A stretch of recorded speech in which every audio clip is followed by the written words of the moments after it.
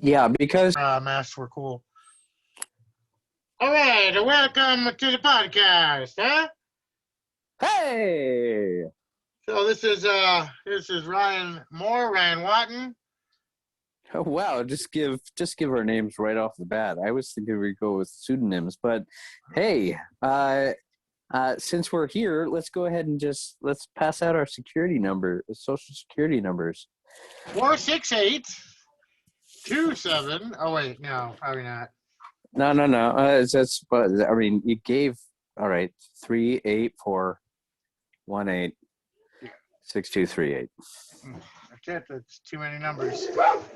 Well, no, I just gave you my security number. We are recording. Oh no! All Did right, I we'll go. really? We'll go back and erase that. Well, I mean, how many people do you think are actually going to look that up? Uh, 6, Yeah, well, I mean, that's probably very optimistic. maybe 6, maybe 3. I don't know. I don't know. It's unless they're listening 5 years in the future, in which case, we just crash the internet. Well, you never know. Like 500 years in the future, this could all be history. This could be very Wow. important. Well, I mean, it's going to be history. Whether or not it's important is definitely, well, hopeful. Well, this might be used to create the android of you. You know,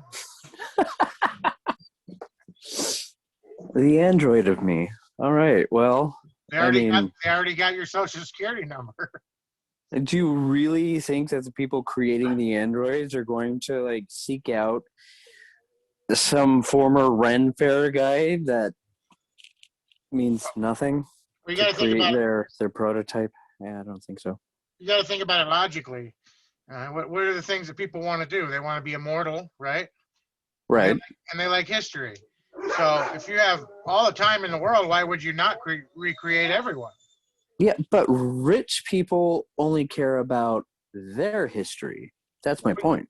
Yeah, but boredom, you're underestimating boredom itself. How am I underestimating boredom? Okay, well, I mean, at first, the system, yeah, it'll be rich people and they'll have the androids.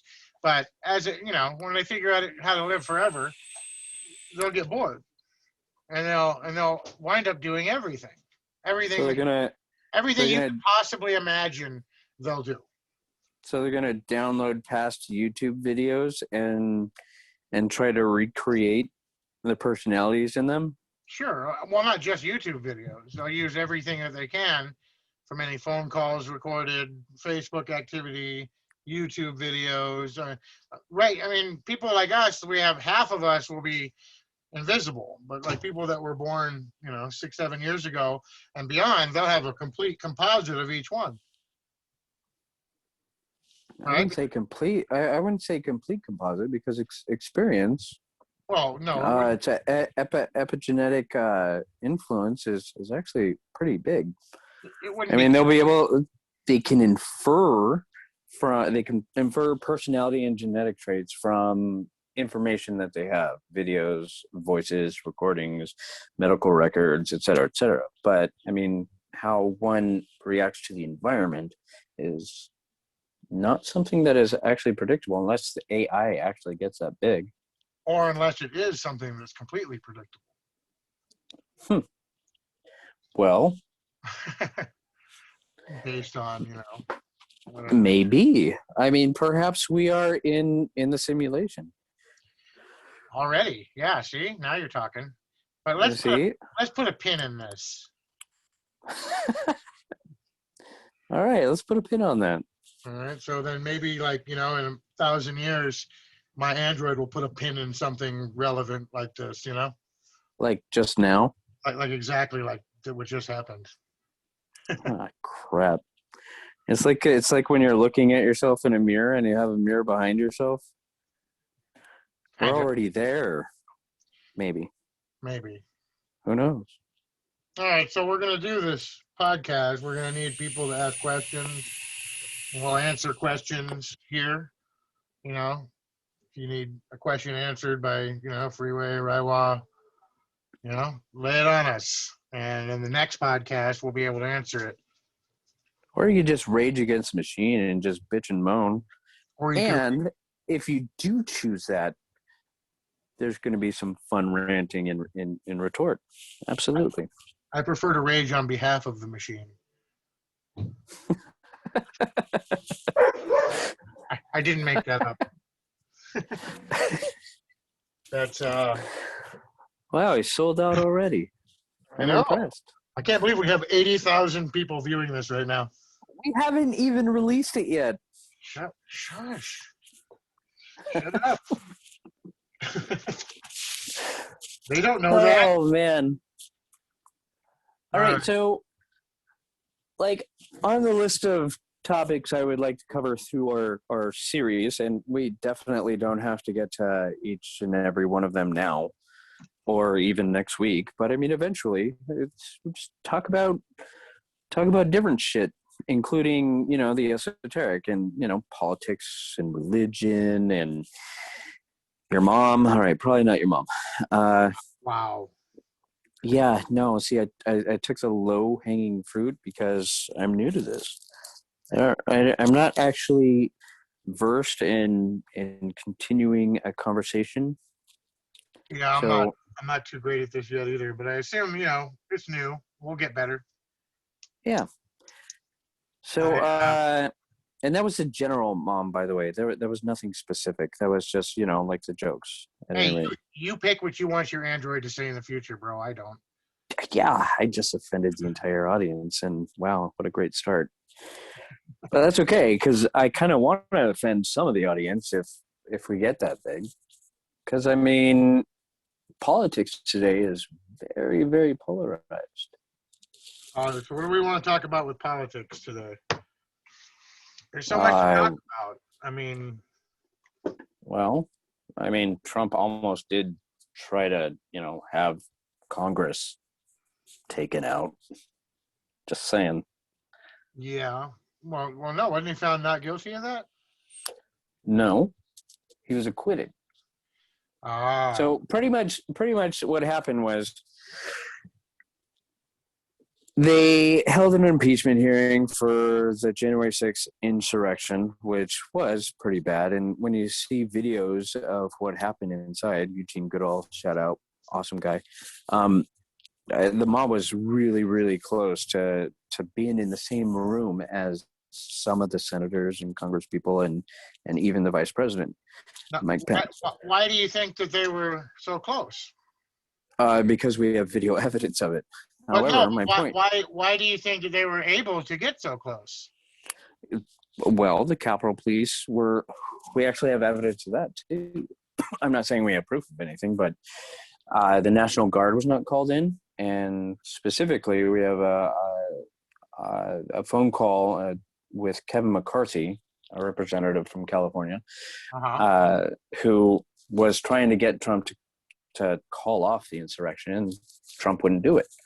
So, but there's probability that the Capitol Police were told to stand down. There's video of Capitol Police actually helping them into Congress. And I lost my train of thought. That's okay, but from that aspect, then the police themselves, I mean, you've seen mounted responses. There were more police people at the then Kelly Thomas protest in Fullerton than there was guarding the Capitol that day, even though they knew this was going to happen. Yeah, So, see, and I don't know. I don't like Trump. I'm just going to say that right now in our first podcast. I don't like the man. I think he's arrogant. I think he's a narcissist. But was it his fault? Or was absolutely. Was it the fact that the police didn't have the necessary response? Because had they had the regular response like they did during the summer in the Black Lives Matter protest, they wouldn't have been able to get into the Capitol, and people wouldn't have died. And a police officer wouldn't have died had they just did what they always do when there's a protest. But them, I think that Trump, but we haven't heard one name of a police officer or a police, somebody in charge in the law enforcement community that dropped the ball on this, because they're the ones that are actually guilty for not having a response to it. Well, I mean, they're guilty, but I also think Trump is guilty. And to get back to your point, absolutely, the people who drop the ball are so responsible. And we have Pelosi. I know she's a huge hero to a lot of people. It's a little bit of sarcasm. She just called for a 9/11 style commission report for the insurrection. But I think you got to go back to, I really think you still have to go back to Trump. He was calling the election a fraud months before the election was even there, like way back in February. That's what I mean. Right when the pandemic hit. I mean, he started sowing the seeds of discord way before the election. And he already had a rabid online social media base, probably propped up by foreign trolls, that was sowing more and more discontent. Well, that's all common knowledge, though. Everyone knew what was happening, but it's the police themselves that left their people badly outnumbered when they knew this was going to happen. They didn't back their own people up. Like, I mean, I don't want to sound one-sided on it, but if, for instance, Occupy didn't have such a strong police force, then we would have maybe taken over City Hall. Maybe people instead of tents would have been in offices. But they had a huge police response, and they weren't letting any of their police be killed by the mob. So I think that, Trump is guilty of insightful language, of dereliction of duty, of all that good stuff. But why it happened has to do more with the police not having their typical response to a protest. I mean, they've been seeing what was happening online, like you said, for a long time, for years. They've been seeing this coming, and they knew. I mean, they were calling it the next civil war. They were calling it. People were chattering on Instagram and Facebook and Parler and everywhere that they were going to the Capitol armed days in advance, and they had no police presence. I mean, like I said, there was more cops at the Kelly Thomas protest. They had tanks. They had nothing at the Capitol that day, setting up their own officers to be ambushed, killed. In the case of. And so I think the answer here is actually sociological based. I mean, we look at the police as being a uniform ideological entity, and that's not true at all. They are symbolic of society. And in society, we know that there are people who are on one side and people on the other, and people are in the middle and people who don't care. And that's exactly what represents the police. Unfortunately, there's probably a higher concentration of the people who are insightful and cared, who agreed with the insurrectionists more than there were people who didn't. Well, we should like wrap this up a little bit now, just because we don't want to transition the whole blog or transition about Trump. Not enough jokes. I don't think we don't have enough jokes. There isn't enough jokes, and that's agreed. But I do have a fact. We could transition to a fact. Let's check it out. If my phone wasn't dead, we could. Yikes. Anyway, so what else do we have that we could talk about? How about the fair? The Renaissance Pleasure Fair. Oh, by the way, I would like to hint at a future special guest. We look forward to Lisa joining us at one point. Woohoo! So let's give a big round of applause for Lisa Stell. And clap. We are planning on having guests come on to the thing and speak. Maybe April, Ryder, Joanna. Whoever wants to, please message us on, Facebook or Instagram or whatever, wherever you can find us, and we can set you up with the next one. No, I can't believe my phone died. That kills me. I had like 10 minutes of content on this thing. Oh no! Am I supposed to memorize all this?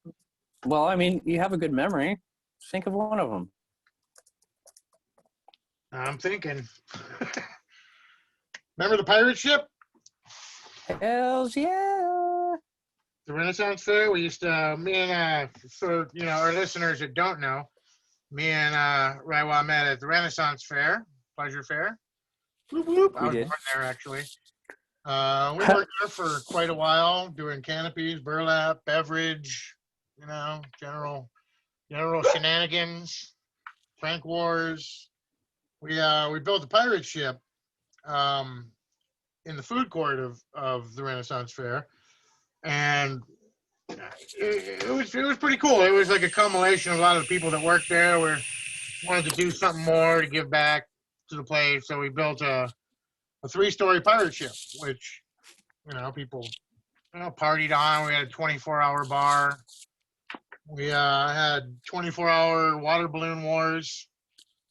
It was pretty exciting. I thought I actually miss doing stuff like that. Now I'm Yeah, go ahead. no, I was going to agree. I miss doing stuff like that. It was great. I mean, who else can say that they helped build a pirate ship in the middle of a carnival? I mean, and let's face it, the Ren Fair is a carnival. It's Well, just Captain it's a James swap. It's a swap meet carnival, but it was still fun. Yeah, I know it was exciting. I mean, it wasn't a tall ship, but It was tall. it was a pretty tall ship. Remember when I put in the 40-foot pole? Oh yeah. We built this ship before we put the mast in. Big, huge oversight. And I had And I had to walk the butt of the pole around things and lift yep. it up over things. Yeah, it was pretty. And then I had to climb the boom to detach the mast from the forklift. Yeah, that was pretty dangerous. I'm actually finally I'm building a set for a horror movie now, and getting in kind of with that kind of people. I can't say too much about it yet, confidentiality or whatever you want to call it. But I'm building a padded room for a movie coming up, and it's enough to drive you crazy. All right. I'm sorry. No, it's good. So I think maybe one of the lessons we learned is maybe we should record a little bit later in the evening. Maybe. Why in the evening? So my phone will be dead. Yeah, I was trying to give you a little bit more time to charge. I want to continue before we stop the Renaissance Fair thing. So what I've been doing during the pandemic is I'm trying to write a commedia show for the Renaissance Fair. That's what the whole was about. Oh yeah. But like a funny half-hour show. Capitano, Alacchino, Pantalone, all of them, and but have like a really funny show that's like topical politically, but politically correct for the Renaissance, but still kind of mirroring today in a way. I think that would be our ticket back. We're not going to be building pirate ships anymore. We got to transition to the more art side of the whole thing. Yeah. I'm down with that. So just so you know, giant pandas eat approximately 28 pounds of bamboo a day. What? That's over 5 tons a year. I have 27.5 on my dad's phone. Hold on, I'm gonna plug my phone in.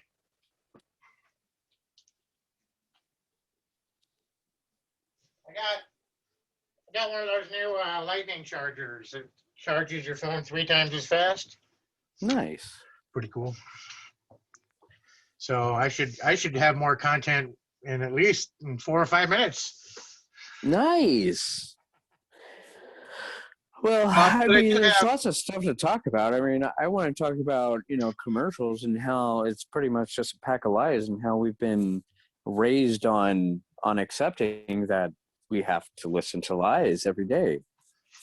In every commercial? I mean, to the vast majority of them, sure. It sounds like you might have like a specific commercial in mind. Am I right?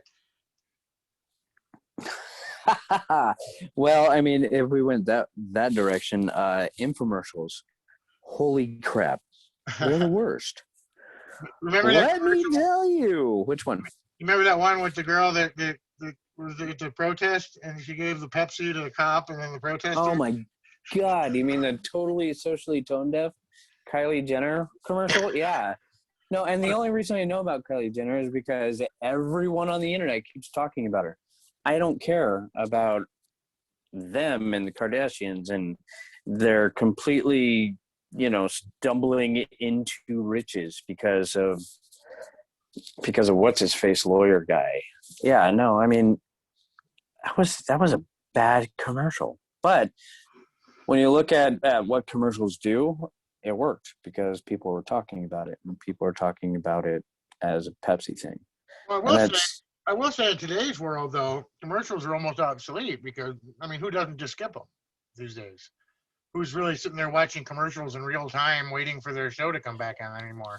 well, see, and that's the thing about commercials, and what makes them so devious is they're constantly on. It's pretty much commercials are they're paying their money to air so that they can throw a dartboard or a dart at the board, because all they want to do is associate their audio or visual with whatever you're feeling. I mean, that's how you remember things.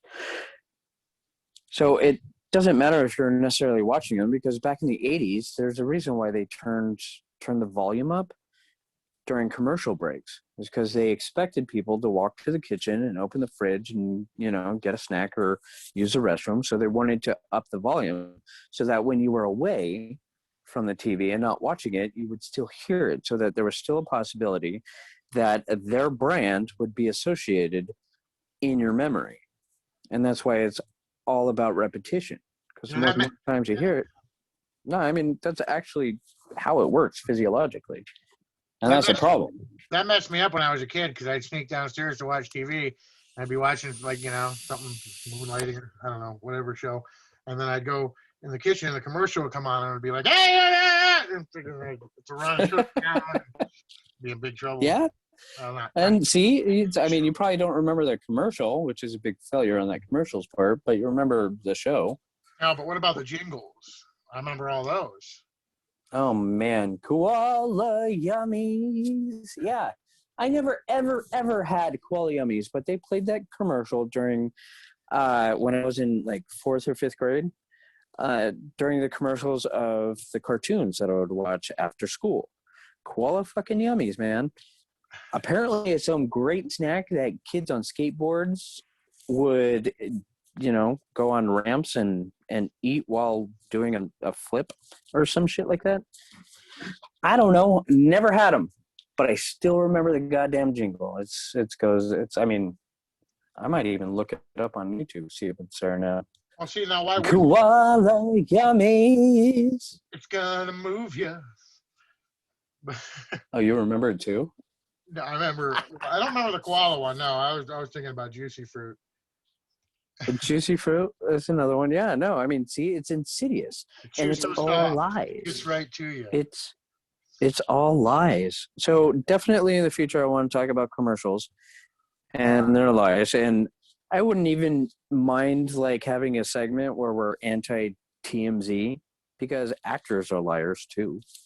I've actually been noticing though with TMZ. At first, it was like just garbage, like let's like find celebrities. But if you watch it lately, they talk a lot about like the protests, like during the Black Lives Matter thing. They're actually very, I don't know the right word for it. They're very getting a little bit more socially conscious. Yeah, and they were intelligent about what they were saying. It wasn't just let's see this celebrity drop his bagel. Oh my gosh, it was actually kind of better in a way. That's a positive.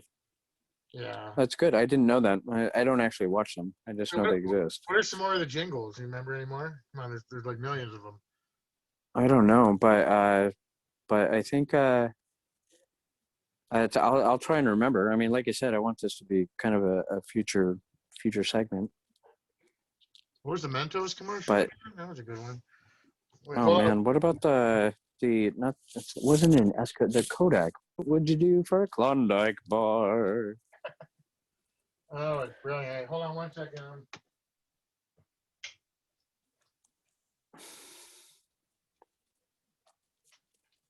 back. All right, so something like pretty much Klondike bars and commercials. Something like a cracker, but more like a snack. That should be the name of our podcast. Yeah, we need to come up with a name for the podcast. Or and how long have we We been need to talking come up with for? a name for. We need to come up with a name for the show. Yeah, I mean, we need to think about that. Maybe that is something that our few very sympathetic and empathic viewers or listeners can consider in the comment section. I mean, what name should we have? I have a little fact about Valentine's Day, about February 14th to be more specific. February 14th, 1779. Captain James Cook, the English explorer and his navigator, were killed by the natives of Hawaii during their third visit. Their first visit, they stayed for a couple days. They were cool. Their second visit, they showed up during like a very prestigious Hawaiian holiday, and so the Hawaiians thought they were gods, and they took advantage of the situation, and they had to basically be chased to their boats, and they got away again. But then when they came back, because the seas were too rough, it escalated, and Captain Cook wound up being killed. Just a little something to chew on. I could read the whole thing, but it's long and it has lots of words that I will not pronounce right. And in this age, I better just stay my hand. Anyway, that was it. We're gonna move on here. So, how long have we even been talking for? Do you know? Did it say? Doesn't say. It says recording. And I'm just gonna keep talking because my good friend had to go check on his garage door. We're gonna do a quote of the day. We'll try to find a cool quote. So today's quote is: "No business that depends for its existence on paying less than a living wage to its workers has any right to continue in this country." And by living wages, I mean more than a bare subsistence living. I mean the wages of a decent living. That's FDR. In case you didn't know, you probably did. So again, we're just getting this started. We don't really know exactly what to do yet. We're